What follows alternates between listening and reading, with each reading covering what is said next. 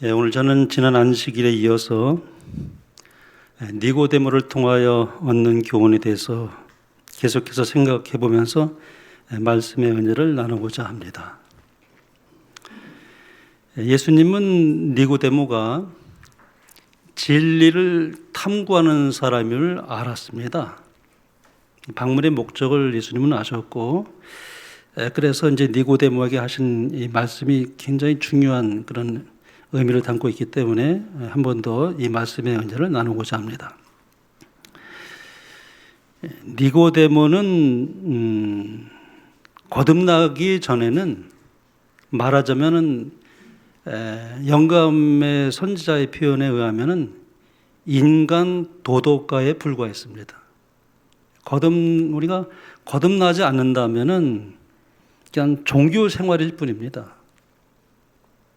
말하자면은 니고데모는 훌륭한 교사였고 유대인으로서 율법학자였고 선생이었고 사내에 들인 명예 국회의원이었지만은 그러나 예수님을 알지 못하고 예수님을 통해서 영적 생명을 얻지 못했더라면은 구원을 받지 못했을 것입니다. 그러나 감사하게도 예수님과의 회견을 통해서 그가 나중에 거듭납니다. 예수님이 십자가에 못 박히셨을 때 그가 예수님을 구주로 받아들이고 자기가 가진 모든 재산을 다 그 제자들에게 복음 사업을 전하는데 모든 것을 다 드렸습니다. 변화된 그의 모습이 나타나게 되었죠. 그런데 이제 예수님께 밤에 찾아와 한 이야기가 이것입니다. 지난번에 말씀드렸지만 한 번 더 보겠습니다. 라삐어, 우리가 당신은 하나님께로서 오신 선생인 줄 아나이다. 하나님이 함께 하시지 아니하시면 당신이 행하시는 이 표적을 아무도 할 수 없음이니이다. 그러자 예수님께서 진리에 대하여 토론하러 온 그에게 바로 아주 요점을 말씀하셨죠. 진실로 진실로 내게 이르노니 사람이 거듭나지 아니하면 하나님의 나라를 볼 수 없느니라. 이 말씀은 니고데모가 뭡니까? 거듭나지 않았다는 것입니다. 하늘나라를 들어갈 수 없을 뿐만 아니라 하늘나라도 볼 수 없다, 그런 뜻입니다. 심각한 얘기를 들은 것입니다. 자, 우리 영감의 글은 이렇게 설명하고 있습니다. 니고데모는 그분과 더불어 토론할 생각을 하면서 주께로 왔었으나 예수님께서는 니고데모에게 그대가 필요로 하는 것은 이론적인 지식보다 영적 중생이다. 그대가 하늘의 사물을 인식할 수 있으려면 먼저 위로부터 오는 새 생명을 받아야 한다 하고 말씀하셨다 그랬습니다. 위로부터 오는 새 생명을 받는 것보다 더 근본적인 것은 없습니다. 우리 신앙에 있어서. 그래서 예수님은 그대가 필요로 하는 것은 이론적인 지식보다 영적 중생이다라고 말씀했습니다. 단순히 어떤 개선되는 것이 아니라 새롭게 태어남으로 말미암아 새 생명을 얻는 것이 필요하다. 이 새 생명을 얻는 것을 거듭남이라고 말하고 신약성에서 자주 언급되는 그런 표현입니다. 고린도후서 5장에도 보면은 사도 바울이 이렇게 말했습니다. 그런즉 누구든지 그리스도 안에 있으면 새로운 피조물이라. 이전 것은 지나갔으니 보라 새 것이 되었도다. 새로운 피조물이 되는 이 영적인 중생을 영감의 글은 이렇게 설명합니다. 그리스도인의 생애는 옛 것을 변경하고 개량하는 것이 아니라 본성을 변화시키는 것이다.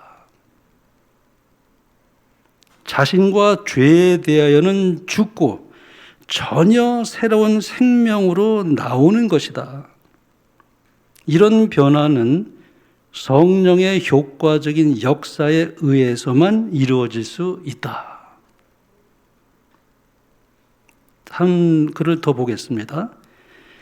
교육과 수양과 의지력의 연단과 인간의 노력은 각각 상당한 분한을 가졌으나 이것들이 마음을 변화시키는 일에는 무력한 것이다. 이것들이 혹 행위의 외모적 단정을 만들어낼 수는 있을지라도 마음을 고칠 수는 없으며 생애의 동기를 깨끗게 할 수도 없다. 사람이 죄에서 벗어나서 성결해지려면 먼저 마음속에서 동작하는 능력이 있어야 하나니 곧 위로부터 새 생명을 받아야 한다. 이 능력은 곧 그리스도이시다. 오직 그분의 은혜만이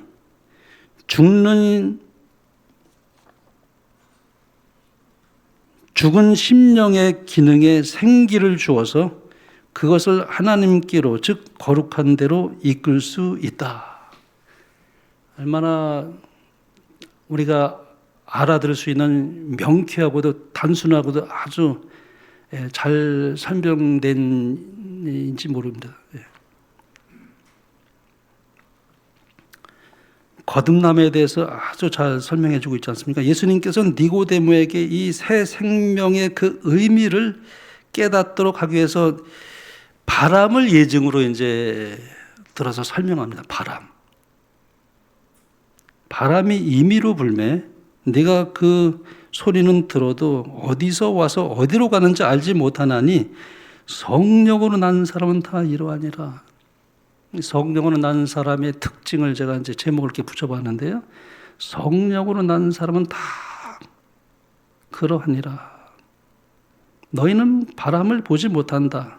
그러나 바람이 끼친 그 영향과 결과는 본다는 것입니다. 바람 자체는 보이지 않지만 바람의 작용은 보입니다. 거듭남이라는 것도 이 새로운 출생도 마찬가지라는 것입니다. 그러니까 영감의 글을 다시 한번 설명해 봅니다. 눈에는 보이지 아니하나 그 영향은 분명히 볼 수도 있고 접촉할 수도 있는 바람과 같이 사람의 마음 안에 역사하시는 성령도 또한 그러한 것이다. 사람의 눈으로 볼 수 없는 이 거듭나게 하는 능력은 사람의 마음 안에 새 생명을 나게 하나니 그것은 하나님의 형상대로 새 사람을 만들어낸다. 만일 우리 마음이 하나님의 신으로 말미암아 새로워졌으면 우리 생애가 그 사실을 증명할 것이다. 여러분, 우리가 거듭난 것을 스스로 알 수 있습니까? 모릅니까? 이 말씀에 의하면 알 수 있는 것입니까? 모르는 것입니까? 한 말씀 더 보겠습니다. 바람 그 자체는 눈에 보이지 않지만 보고 느낄 수 있는 결과를 드러낸다. 그와 같이 영혼에게 역사하시는 성령의 활동도 그 구원하는 능력을 체험한 사람의 모든 행위 가운데에서 나타나 보일 것이다. 하나님의 성령이 사람의 마음을 사로잡을 때 생애가 변화된다. 죄악적인 생각은 사라지고 악한 행위와는 인연을 끊게 된다. 사랑과 겸손과 화평이 분노와 시기와 분장을 대신한다. 기쁨이 슬픔을 대신하고 용모는 하늘의 빛을 반사한다. 사람이 믿음으로 자신을 하나님께 바치는 때에 복이 임한다. 그때 인간의 눈으로는 볼 수 없는 능력이 하나님의 형상대로 새로운 피조물을 창조하는 것이다. 그 오묘는 인간의 지식의 한계를 초월한다. 그러나 사망에서 생명으로 옮아간 자는 그것이 하나의 거룩한 실제임을 뭐예요? 깨닫는다라고 말씀합니다. 그러니까 안다는 거예요? 모른다는 거예요? 안다는 얘기죠. 또 다른 사람이 봐도 또 알 수도 있습니다. 왜냐하면 우리가 그 열매로 그들을 안다고 그랬지 않습니까? 물론 우리가 그렇다 할지라도 모든 것을 정확하게 모든 것을 아실 수 있는 분은 하나님밖에 없습니다. 우리가 그래서 사람을 판단하는 것을 조심해야 됩니다. 외모로 사람은 늘 보기 때문에 사람은 사람의 중심을 바르게 보일 수 있는 능력이 없기 때문에 오판하는 경우가 참 많습니다. 그래서 우리가 겉으로 드러난 가지고 사람을 자꾸 판단하고 정죄하기가 참 쉬워요. 근데 우리가 그런 것은 절대 피해야겠지만, 그러나 어느 정도는 우리가 알 수 있다는 것을 말하고 있습니다. 이런 거듭남은 사람의 마음에 빨리 이루어질 수 있는 그런 경우도 있지만 아주 오랜 기간에 걸쳐서 천천히 거듭남이 이루어질 수도 있습니다. 이 사람에 따라서 다 틀려요. 모든 사람이 어떤 사람의 표준이 되지 않습니다. 거듭남은 내가 거듭난 것처럼 다른 사람은 나와 같이 거듭나야 된다고 말할 수 있는 사람 아무도 없어요. 우리는 절대 사람은 다 거듭남의 과정이 아주 다양하고 다 틀려요. 그래서 우리는 몇 시, 몇 분, 몇 초에 어느 성경 본문을 통해서 거듭나는지 묻지 않습니다. 그것은 중요한 점이 아니고, 그래서 영감의 글은 이렇게 말합니다. 사람이 회귀한 과정에 대하여 정확한 시간이나 장소나 진행 경로를 말할 수 없다 하더라도 그것이 그가 회귀하지 않은 증거는 아니다. 우리 대부분의 모태교인들이 내가 거듭났나, 거듭나지 않았나라고, 내가 언제 거듭났지? 그 과정을 잘 이해하지 못했지만 여전히 거듭났음에도 불구하고 그렇게 생각할 수도 많이 있다는 얘기예요.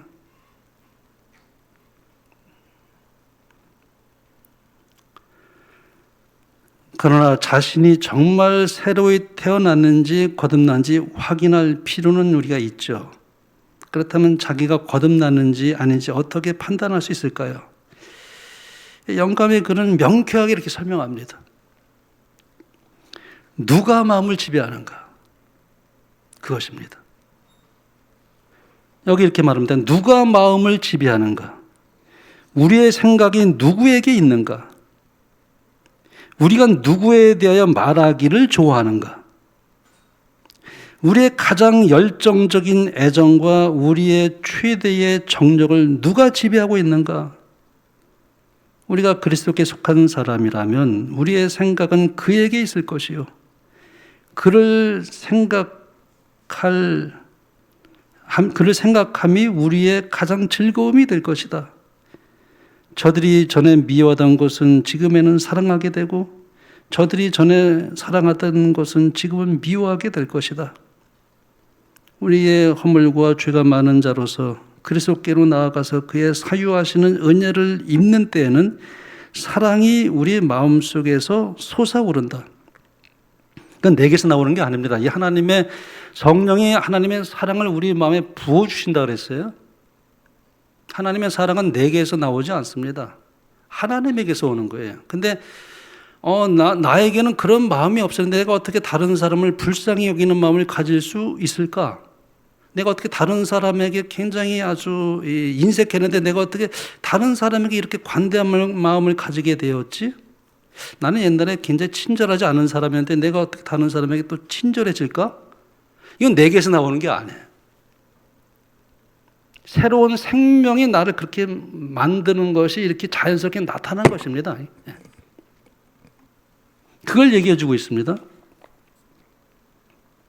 거듭나지 못하였을 때는 하나님의 율법을 복종하지 않았을 뿐 아니라 또한 복종할 수도 없었던 마음이 이제는 율법의 거룩한 계명을 즐거워하게 되고 시편 기자와 같이 내가 주의 법을 어찌 그리 사랑하는지요. 내가 그것을 종일 묵상하나이다 라고 부르짖게 된다. 만약에 우리가 그런 마음이 있다면 거듭났다고 말할 수 있습니다.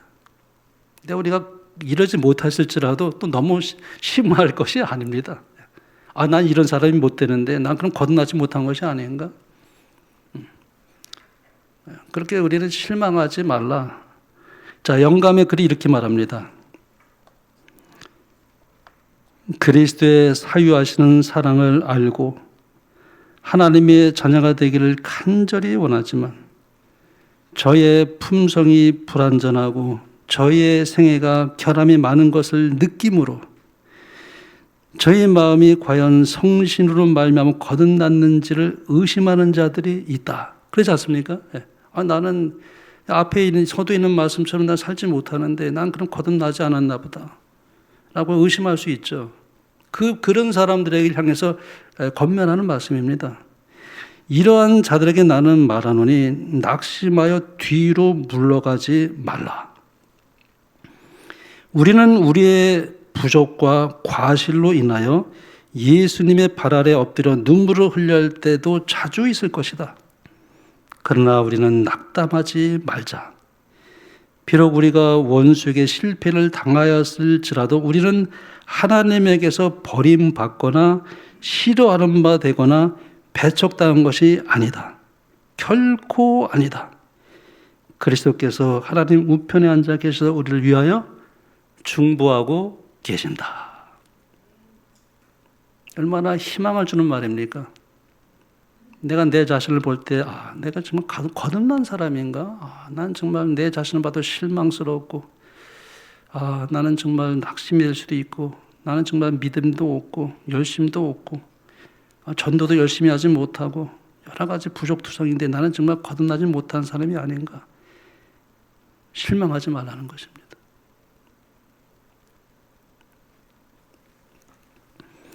그러다가 예수님께로 더 가까이 갈수록 그대의 허물이 그대의 눈에 더 많이 드러나 보일 것이니 대개 이는 그대의 시력이 더욱 밝아져서 그대의 불완한 저런 것이 예수의 완전하신 품성에 대조되어 더욱 뚜렷이 나타나 보이게 되는 까닭이다. 이것은 사탄의 미혹이 그 힘을 잃어버리고 그 대신에 하나님의 성령의 생기 있는 감화가 그들을 각성시키고 있는 증거이다. 우리가 성화되어 나가면 나갈수록 더 많이 자기 자신의 부족함을 봅니다. 나는 정말 너무나 죄투성이야. 나는 열심도 없고 나는 허물투성이고 나는 정말 여러 가지로 실수도 많고 나는 내세울 것이 아무것도 없는 정말 무력한 죄인인 것을 더 많이 느낀다는 것입니다. 시력이 더 밝아지기 때문에 예수님께 가까이 나가면 나갈수록 더 많이 자기의 부족함을 더 많이 보게 됩니다. 그러니까 다른 사람과 절대 비교하지 않습니다. 다른 사람과 비교해서 교만해지지도 않습니다. 다른 사람과 비교해서 너무 또 열등감에 빠지지도 않습니다. 그저 예수님과 비교할 뿐이에요. 예수님의 그 아름다움에 비교될 때 나는 얼마나 부족한 죄인인가. 더 많이 자기의 부족함을 본다는 것입니다. 그런데 그것이 여기 말하기를 하나님의 성령의 생기는 감화가 그들을 각성시키고 있는 증거라고 말씀합니다. 자기의 죄가 흉악하다는 것을 깨닫지 못하는 자의 마음에는 예수님께 대한 깊은 사랑이 뿌리 박을 수 없을 것이다. 만일 우리가 우리 자신의 도덕적 결점을 보지 못한다면 이는 우리가 아직도 그리스도의 미점과 탁월하심을 보지 못하였다는 확실한 증거이다. 우리 자신의 죄가 중하다는 것을 깨닫게 될 때 우리를 사유하시는 자에게로 달려가게 될 것이다. 사람이 자신의 속죄로움을 깨닫고 그리스도께 손을 내밀 때 그는 당신의 능력을 나타내실 것이다. 우리가 절대 실망할 필요가 없습니다. 우리 자신이 참 부족하지만은 그럼에도 불구하고 나의 속죄로움을 깨닫고 주님께 나의 손을 뻗칠 때 주님은 나를 붙들어 주시고 안아 주시고 그분의 능력을 나타내시기를 기뻐하신다는 것입니다. 우리가 그리스도인이 될 때 우리의 마음에서 그래서 우리의 육신과 성령 사이에 참 투쟁이 있습니다. 투쟁이 극심합니다. 거듭난 사람의 마음 속에는 투쟁이 없습니까? 전쟁이 그치질 않습니다. 우리의 마음에서 임하는 그 선악의 대쟁투. 말하자면 내 속에 두 존재의 충돌을 늘 인식하며 삽니다. 성경은 그것을 옛사람과 새사람이라고 말하죠. 옛 본성과 새 본성이 내 마음 안에 이 두 존재가 있습니다. 나는 거듭나면은 옛날 본성은 사라지고 나는 이제 새로운 생명이 나를 주장하기 때문에 나는 완전히 성화됐기 때문에 실수하지도 않고 넘어지도 않아. 그래야 예수님이 오신다고 그랬어. 완전주의 위험이 나중에 그렇게까지 갑니다. 예수님의 중보, 언제까지 중보하실 거냐, 예수님? 우리가 언제까지 예수님의 중보가 필요할 것이냐? 그런 말까지 나중엔 발전해 갑니다. 완전주의가 그래서 굉장히 위험한 것입니다. 우리는 언제나 예수님의 중보를 필요하는 죄인이에요. 정말 예수님 오실 때까지 언제나 예수님의 은혜와 예수님의 붙들어짐 성령의 그 은혜가 예수님 오실 때까지 언제나 필요되는, 예수님의 중보는 언제나 예수님 오실 때까지 필요한 존재입니다. 옛 본성과 이 새 본성이 싸워요. 그런데 이것은 예수님 재림하시기 전까지는 그치질 않습니다. 내가 싫어하는 방식으로 행동하는 옛 본성도 내가 인식하고 있고, 내가 아는 내 천성보다도 더 훌륭하게 행동해서 나를 어떤 땐 깜짝 놀라게 하는 새 본성도 인식하게 됩니다. 나를 놀라게 만드는 그것이 바로 내 속에 생긴 새 생명이죠. 오직 거듭난 사람은 그것에 대해서 스스로 느끼게 됩니다. 내 속에 투쟁하는 내 두 존재를 항상 보게 됩니다. 이렇게 신성한 본성이 우리 안에 들어오게 되면 베드로의 말처럼 우리가 신의 성품에 참여하는 사람이 되는 것입니다. 사도 요한은 그것을 생명의 씨가 우리 안에 심겨진 것으로 그렇게 묘사합니다. 여기 이렇게 말씀합니다. 하나님께로서 난 자마다 죄를 짓지 아니하나니 이는 하나님의 씨가 그의 속에 거하며 그도 범죄하지 못하는 것은 하나님께로부터 났음이라. 여기 말씀 보니까 그럼 죄를 짓지 않는 것인가? 성령으로 난 사람은 죄를 짓지 않은 그런 뜻이 아닙니다. 하나님의 생명이 나를 주장하고 내가 온전히 성령께 굴복할 때는 그 능력으로 우리가 어떻게 해요? 죄를 짓지 않게 되죠. 근데 우리가 또다시 육신의 지배를 받아서 예수님을 바라보지 못하고 내가 미처 이렇게 주님을 붙드는 것을 놓쳐버리게 되면 또 육신이 나를 지배합니다.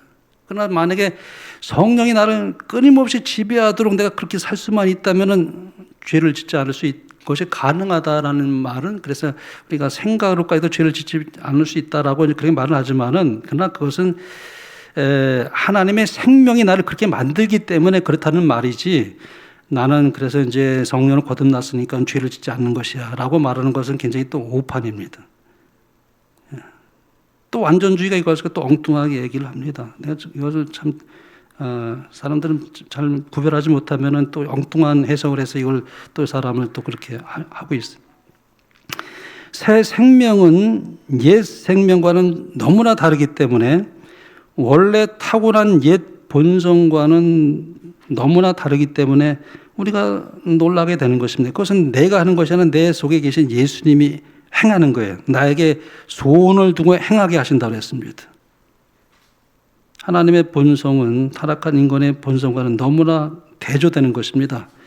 이것이 성경이 말하는 영적 변화에 있어서 내 마음에 늘 경험하는 투쟁입니다. 이 두 가지 본성을 화이프는 이렇게 갈라디아서 보면은 사도 바울이 이렇게 말했죠. 육체의 소욕은 성령을 거스리고 성령의 소욕은 육체를 거스리나니 이 둘이 서로 대적함으로 너희의 원하는 것을 하지 못하게 하려 함이니라. 사도 바울이 거듭나기 전에 한 말입니까? 거듭나고 난 후에 한 말입니까? 이게 거듭나고 난 후에 자기 마음의 상태를 말하고 있는 것입니다. 여기 이거에 대해서 현대어 성경은 더 아주 알기 쉽게 이렇게 표현했습니다. 우리는 성령께서 바라는 것과는 정반대로 악한 일 하기를 좋아하는 본성을 지니고 있습니다. 여전히 우리가 이걸 가지고 있어요. 거듭났을지라도 이 마음은 여전히 가지고 있습니다. 그러므로 성령께서 인도하는 길을 따라 살며 선한 길을 하고자 하는 마음은 우리 본성의 욕망과는 정반대의 것입니다. 우리 속에 있는 이 두 힘은 서로 우리를 마음대로 조종하려고 끊임없이 싸우고 있습니다. 그리고 우리는 양쪽 틈에 끼어서 자유롭게 원하는 대로 할 수가 없습니다. 우리가 슬픈 사실이지만은 예수님 재림하실 때까지는 이건 이 투쟁과 이 전쟁은 멈춤이 없습니다. 그래서 사도 바울은 7장에 로마서 7장에서 이렇게 이런 본성을 가진 것을 아주 자세히 언급합니다. 그래서 이제 이 말씀이 우리가 이해가 되죠. 내가 행하는 것을 내가 알지 못하노니 곧 내가 원하는 것을 행하지 아니하고 도리어 미워하는 것을 행함이라. 내가 원하는 바 선을 행하지 아니하고 도리어 원하지 아니하고 아니하는 바 악을 행한도다. 만일 내가 원하지 않은 것을 하면 이를 행하는 자는 내가 아니오 내 속에 거하는 죄니라. 그러면 내가 한 법을 깨달았노니 곧 선을 행하기 원하는 나에게 악이 함께 있는 것이로다.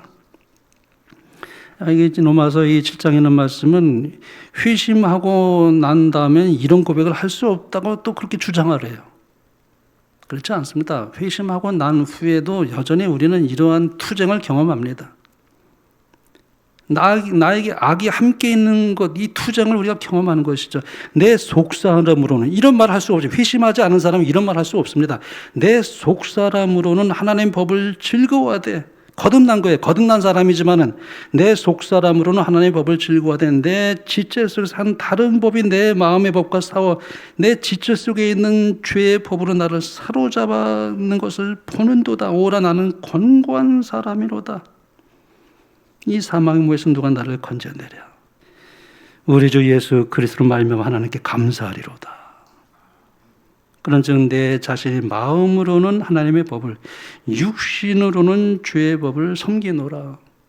이 두 가지 본성을 얘기하고 있지 않습니까? 여기 로마서 7장 24절에 권고한 이런 단어가 참 이 신약성경에 딱 두 번 나옵니다. 여기 한 번 나오고요.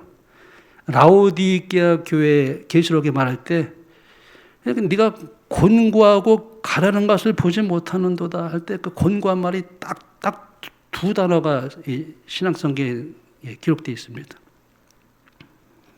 오라 나는 권고한 사람이로다. 이 지점이 모든 그리스도인들이 반드시 도달해야 할 지점입니다. 이 지점에 도달했을 때에 그때서야 그리스도를 발견하게 됩니다. 그때서야 그리스도를 의지하는 법을 배우게 됩니다. 나는 날마다 죽고 그리스도가 내 안에 사는 경험이 무엇인지를 깨닫고 전적으로 자기의 죄를 보면서 주님께 달려갈 수밖에 없는 나의 심령을 발견하고 나의 그 곤고한 심령을 주님께 그대로 토로하며 주님을 그때서야 의지하는 법을 배우게 됩니다. 그때서야 성화가는 시작이 됩니다. 우리 주 예수 그리스도로 말미암아 하나님께 감사하리로다. 오라 나는 권고한 사람이라는 고백이 있을 때에 비로소 뭐예요? 사도 바울은 우리 주 예수 그리스도로 말미암아 하나님께 감사하리로다 라고 우리가 사도를 고백하는 것은 나는 권고한 사람이로다라고 절망적인 부르짖음이 있고 나서야 사도 바울은 이것을 고백합니다.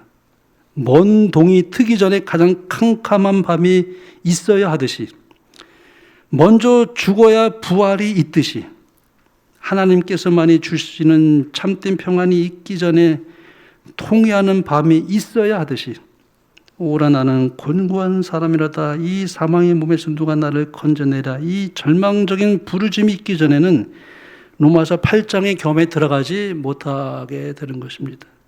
로마서 7장 24절에 있는 이 고민 중에 절망적인 이 부르짖는 사람들만이 8장의 승리에 들어가게 됩니다. 그래서 이 로마서 8장은 승리의 모습을 한번 보겠습니다. 사도 바울이 이렇게 이제 승리하는 이때서야 성령을 언급하기 시작합니다. 그전에 성령 언급하지 않습니다.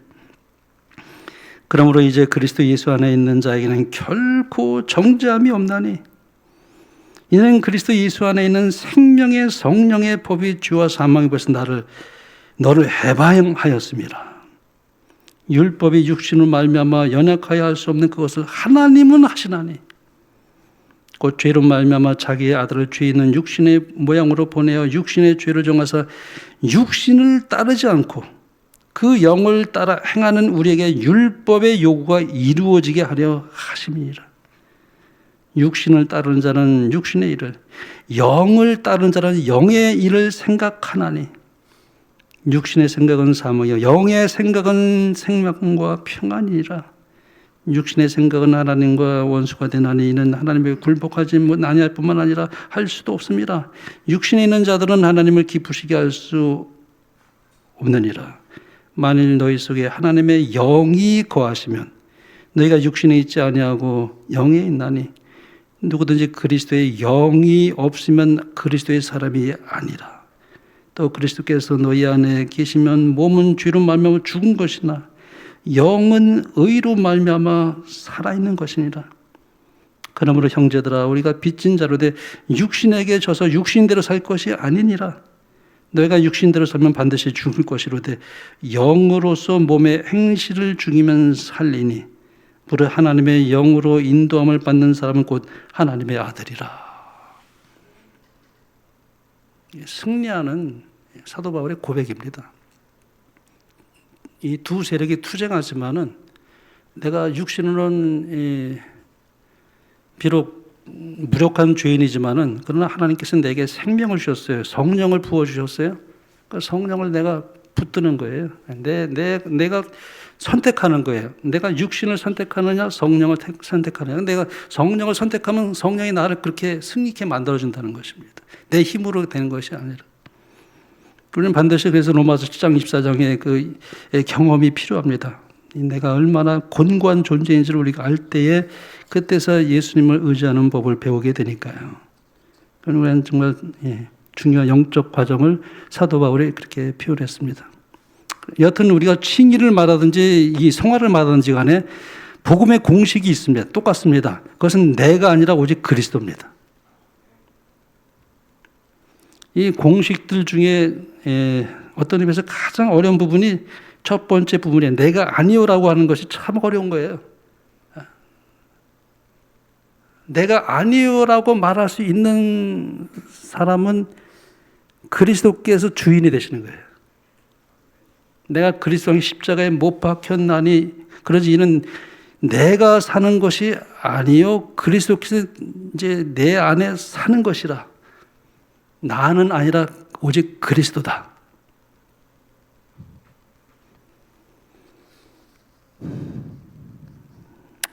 일단 우리가 대항하기에는 너무나도 큰 이 죄의 이 세력 앞에서 우리는 죄의 노예라는 것을 인식하게 되면 우리도 바로 같이 오라 나는 곤고한 사람이로다 라고 부르짖게 될 것입니다. 그때 우리는 그리스도와 함께 십자가에 못 박혔나니 라고 고백하게 될 것입니다. 이제는 내가 아니요 이제부터는 이후로는 더 이상 내가 아니라 오직 내 안에 그리스도께서 계신다. 사신다. 그러므로 지금 내가 사는 것은 나를 사랑하사 나를 위하여 자기 몸을 버리신 하나님의 아들을 믿는 믿음 안에서 사는 것이라고 이렇게 말할 수 있게 되는 것입니다. 계시록의 그 문제가 라우디에 교회 상태가 뭐냐면 우리 그리스도의 상태를 이렇게 말합니다. 네가 말하기를 나는 부자라. 부욕하여 부족한 것이 없다 하나 네 곤고한 것과 가련한 것과 가난한 것과 눈먼 것과 벌거벗은 것을 알지 못하는도다. 자기의 부족함을 아는 것은 큰 축복입니다. 내가 얼마나 부족한 존재인가 그걸 아는 것이 축복이에요. 근데 나는 부요하다. 나쯤은 되어 구원받지. 나같이 헌신하는 사람이 어디 있어? 나같이 열심히 전도하는 사람이 어디 있냐고. 나같이 하나님 앞에 드린 사람이 어디 있냐고. 이렇게 자기 자신은 너무 이렇게 조금 내가가 아니라 하나님께 모든 것을 드려도 그저 하나님께 주신 것을 내가 하나님께 드린 것뿐이에요. 그래서 하나님 앞에 나는 정말 무력한, 정말 타다남은 부질갱이 같은, 그 요한레스가 그것을 가장 좋아했다 했지 않습니까? 나는 부질갱이다. 불에 타다 타다 남은 부지깽이다 그랬습니다. 나는 언제나 곤고한 자라고 부르실 수 있는 것이 하나님의 큰 축복입니다. 그래서 우리 교회 안에 로마서 7장의 이 고백, 이 경험이 필요합니다. 한 백성으로서 우리가 오라 나는 곤고한 사람이로다라고 부르짖는 날에 우리는 정직하게 이제 이렇게 말할 수 있게 됩니다. 나는 우리 주 예수 그리스도로 말미암아 내게 승리를 주신 하나님께 감사한다.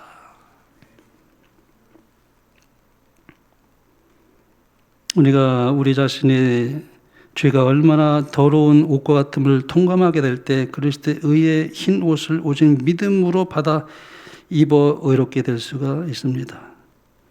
우리가 우리 자신의 힘과 의지력과 필사적인 노력으로도 결코 계명들을 완전히 지킬 수 없다는 것을 절감하고 오라 나는 곤고한 사람이로다 이 사망의 몸에서 누가 나를 건져내랴라고 부르짖을 때 하나님 예수 그리스도의 능력과 성령의 힘과 사랑으로 비로소 그때 율법을 온전히 지킬 수 있는 존재가 되게 됩니다. 제가 이 말씀을 지금 마치겠습니다. 이 잭 세큐라라고 하는 분이 이제 책을 많이 썼어요. 제가 그분의 책을 많이 읽었는데요. 그분이 이제 아프리카 선교사에 가서 선교 경험을 얘기하는 거예요. 근데 자기가 이렇게 선교사 있을 때 어떤 선교사가 아주 이게 개를 끌고 와서 키우는 거예요. 근데 이제 이 개를 키우다 보니까 옆집에 있는 닭을 자꾸 쫓아가서 물어 죽이는 거예요. 그래 참 그거 그러니까 이제 옆집인 사람이 이제 끌고 와서 당신 개가 우리 닭을 물어 죽였다고 변상하라고. 그러면 이제 5실링 이렇게 주고 이제 물어 죽은 닭을 가져가요. 좀 이따 나중에 또 죽이는 거예요. 그래서 이 선교사가 자기가 고민을 얘기했어요. 그랬더니 잭 세키에서가 이제 그 선교사의 말을 듣고 다음에 만약에 그러면은 5실링이면은 닭 3마리를 살 수가 있어요. 돈 벌어주는 거죠. 그 사람은 수지 맞은 거예요. 그리고 닭은 닭대로 이제 닭고기를 먹고. 그러니까는 다음에 물어 죽이면은 그 닭 죽은 것을 가지고 오고 뭐 5실링은 줄 수밖에 없지만 그러면 이제 닭을 가져오라 해서 이제 닭을 가져와서 죽은 닭을 가져오라. 어떻게 할 거냐고. 그 닭을 당신이 그 기르는 개의 목에다가 붙들어 매가지고 계속 놔둬. 그러니까는 이거 목에다가 죽은 닭을 갖다 붙들어 매니까 이 개가 발버둥치고 난리가 난 거예요. 어떻게든 떼보려고 해보지만 안 떼어져. 아주 그냥 여기에 붙들어 매가지고 사흘 동안을 죽을 고생을 계속해도 이 닭은 그대로 죽은 닭이 옆에 이 목에 그대로 있는 거예요. 그러니까 개가 죽으려고 그래요. 사흘 후에 풀어놨더니 다시는 닭을 쫓아다니지 않다는 거예요. 그 습관을 그 나쁜 습관을 끊어버렸어요. 죽을 고생하고 난 다음에. 여러분 우리가 거듭났지만은 아직도 내 속에 죄된 본성이 있는 것이 꿈틀거리는 것이 우리가 느껴지지 않습니까? 내가 하나님의 영의 지배를 받는다고 하지만은 이 싸움은 예수님 오실 때까지 그 죄의 본성은 사라지지 않습니다. 근데 왜 그것을 하나님께서 허락하실까요? 그걸 좀 없애버리면 좋겠는데. 어떤 데 그런 생각도 들어요. 하나님이 이 죄된 본성을 그냥 없애버리면 너무 좋겠는데 왜 아직도 내 마음속에 이 투쟁이 극심하거든요. 왜냐하면 내가 원하지 않는 것을 나를 끌어가는 이 죄의 힘이 있다는 걸 내가 알아요. 내가 게으르고 싶지 않은데 게으르고 다른 사람에 대해서 내가 또 이렇게 조금 판단하고 잘못하면 정죄하기도 쉽고 교만하게 빠지기도 하고 그러니까 이 죄의 본성이 참 괴로워요. 내가 또 왜 말에 실수를 했지? 내가 또 말에 또 다른 사람에게 또 이렇게 번뇌하게 상처를 줬지. 하나님 왜 괴로운 거예요. 그런 것이 있을 때마다 성령께서 나에게 경책하셔요. 그러면 이제 저녁에 자기 전에 또 그거 생각하면 괴롭고 기도하면 이제 잠을 자지만은 많이 괴로움을 경험하죠. 그거 죄된 본성이 없다면 좋겠는데. 근데 그것이 계속 내 마음에 있는 것이 왜 그것을 하나님께서 허락하실까요? 죄에 대한 넌더리를 느끼게 만드는 거예요. 진정을 멀리 내나게 만드는 거예요. 죄에 아주 가증한 미워함. 죄를 끊임없이 가증하게 여기는 마음을 통해서 그 죄가 우리 예수님을 십자가에 못 박힌 죄를 생각하면서 죄를 아주 미워하게 돼요. 그러면 죄를 버리게 돼요. 그리고 죄를 조금이라도 요렇게 했으면은 양심의 가책을 받아서 아주 마음 아파해요. 내가 또 다른 사람에게 그렇게 했구나. 아주 그거 하나 때문에도 얼마나 양심의 가책을 받고 이렇게 내 마음을 아프게 하지만 애통하는 자가 복이 있다 그랬습니다. 그게 예수님의 품성을 닮아가는 또 하나의 나의 그 다른 모습입니다. 그걸 하나님은 기뻐 받으셔요. 그러면서 우리가 하늘에 들어가게 적합성을 이루어가는 거예요. 성화는 하늘의 적합성이라고 했어요. 칭의는 하늘에 갈 수 있는 자격이지만은 성화는 하늘에 갈 수 있는 적합성을 이루는 거다. 우리가 하늘에 가면은 살지 못할 사람도 많아요. 막상 가면은 살지 못할 사람이 많아요. 그래서 하나님이 데려가시지 않은 거예요. 근데 우리가 이 땅에서 그걸 배워야 돼요.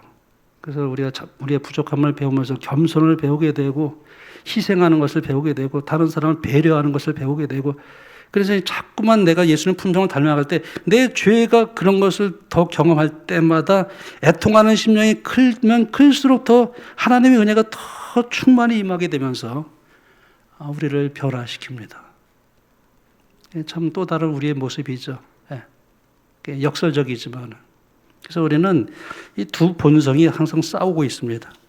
근데 감사한 것은 그리스도의 영이 우리를 끌어가는 대로 내가 순응하면은 그러면 우리는 하나님의 품성을 닮아가면서 주님께 영광을 돌리면서 주님의 뜻을 이루며 그래서 우리가 품성적으로 주님을 닮아가는 것을 통해서 하나님께 영광 돌리시도록 우리를 부르셨고 그것이 우리의 가장 큰 축복입니다.